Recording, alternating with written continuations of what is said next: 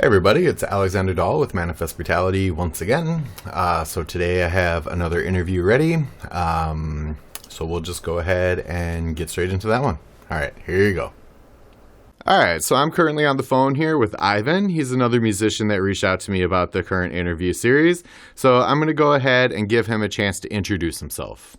Hi, I'm Ivan. My name is Ivan Markovsky. So I'm a music composer / songwriter / producer. I also produce work with the sound, like a sound engineer. But it's because, I have everything. So that's what I do for the living, I don't know, last 15 years at least.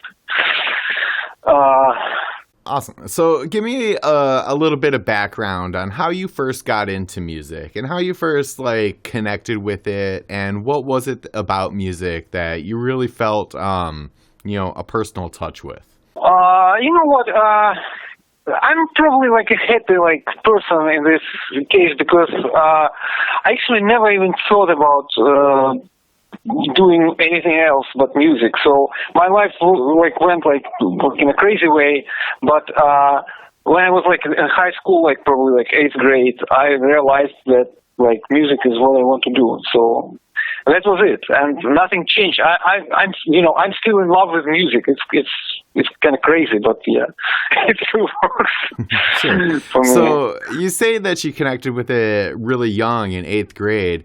Were you in a music program in school, or was it something outside of school that made you connect with music? How did the connection form? That's kind of where crazy things start, because I wasn't in a music school. I never been formally educated as a musician. So it was my, I don't know, inner, movement, and I just started to play guitar, and kind of it completely blew me away. And the other thing, I was born in Soviet Union, so there wasn't actually good music around, but we had these radio stations. We could tune into some Western American or British radio and listen to some real music, and that was kind of mind blowing. So yeah, that was my kind of first impulse, Sure. And what kind of music was it that you wanted to start learning guitar for? I don't know. It's probably Rolling Stones, Beatles, nothing special. But yeah, I felt this music kind of affects me a lot. So I started just I don't even try to reproduce play some songs, but it just pushed me into this guitar exploration. So yeah, I started as a guitar player. So yeah, that was it. Sure. So how long was it from first picking up the instrument, beginning to learn it, and then actually starting to craft with it and write music, and then start to explore your own musicality? Yeah, I mean it happened very soon. So I was in the in a few years we already there was a band at school, so we've been playing sometimes we've been we played at some school, I don't know, celebrations or something, and we played original songs, and it was completely crazy because it was the songs I wrote, they were very bad, of course, but I mean, they were completely out of this world, so nobody understood what it was about. But yeah, it was crazy. Sure. And so you also said that you got into some production. So at what point did you also add learning production to working on music?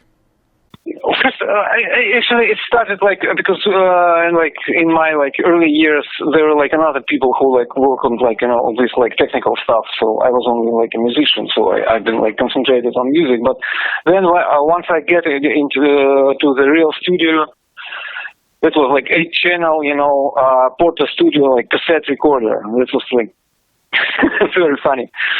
But yeah, I got into it, and now I learned how to do everything myself, because no one will help you for free. That's why I had to learn how to do everything. So, and isn't it? I mixed my own like album. It was like 16 channel, 2 inches like magnetic tape. I mixed it all like by myself. It took like a month because it was like tape and analog like signals chain and like big like mixing console, and you have to start everything from the scratch every morning. Right. Yeah, it was like crazy. That's pretty cool though. The old analog way to do it. Yeah. Now I feel so much better.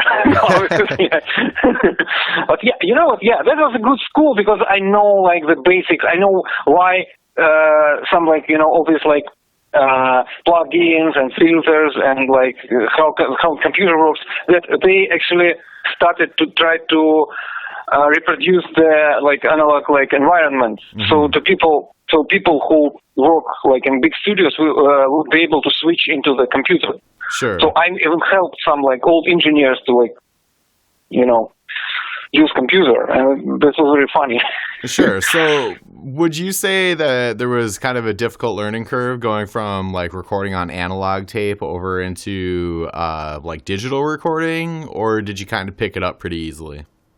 For me, it was like very, very easy because I knew computer like before. I like because it's like it was like my like I was young and I've been like studying like in the university like as a computer like engineer. So it was easy to me to like pick it up. With computer can be like so useful like instrument in this like business this line of work. Absolutely. So what are some of your ambitions when it comes to working on music and then also production wise? Do you want to have your own studio someday? Do you want to be out there playing shows? Like what would be a good end goal for you? Actually, I run a small studio in Brooklyn right now, so it's kind of that's happened. Like it's not the first studio I run. It's kind of probably the 5th in my life. So yeah, that's my work. So I compose music for TV commercials, movies. I produce bands. I kind of produce a few like bands like that. Kind of like I suppose kind of like it's my like personal project. So yeah, but I'm trying to make it into music because commercials are fun and there's kind of money, but music is much more like interesting. Sure, definitely. So what are some really prominent moments in your life that have revolved around music, whether it be going to a show and seeing a band or some other event that's had an impact on you? That's interesting. You know what? Okay, let's put this like this angle. So I have like kind of like rock music background. So we can like speak about the influences, but this is kind of like obvious. So I'm a guitar player. I can play like guitar and bass guitar kind of professionally. The only instruments I can actually play. But yeah, I have like a lot of experience. I know like all this like old music and stuff. But like a few years ago, when the modern rap music emerged, it's kind of like I became a huge fan, like very like unexpectedly, because usually people who like into like rock music, they kind of like they don't like rap, but this modern hip hop like music is kind of amazing. And I was like, at some moment I was like, it's cool. What did people feel? What was it to be a musician like in 1967, for example, when the music like it was like a revolution, everything changed.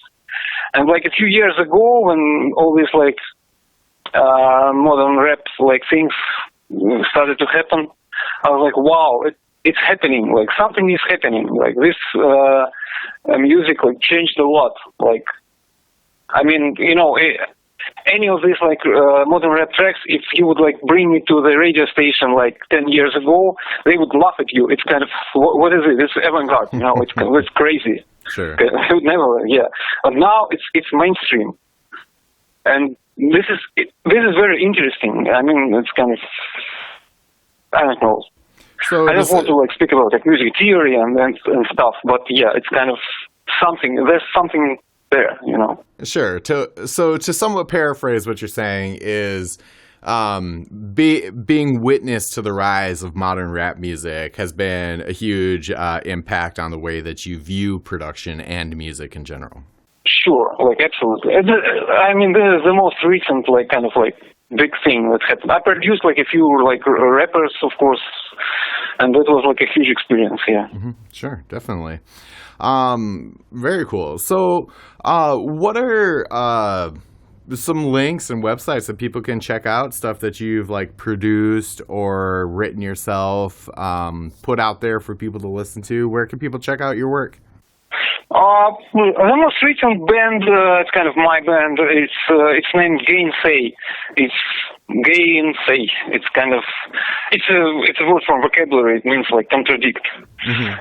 It's a duo. Kind of there's my music and the other guy. He sings and he wrote lyrics. Yeah, and it's kind of pretty. That was a long way.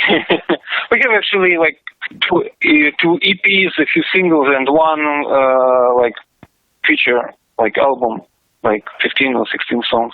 It's on Spotify and like Google and Apple and everywhere. Awesome. Very cool. So I like to give the people that I interview the opportunity to put a message out as like a last word. So just something that you kind of want to put out there, a message that you feel resonates with you. I don't know. I don't know. I'm still learning like what music is. You know, it's amazing. I work like. I produce music like every day, and every day I asking myself a question: what is music? And every day there's some new, like I have a new answer. So the music isn't about like ideas; it's about music. You know, I can put it like other way. It's amazing. It's amazing.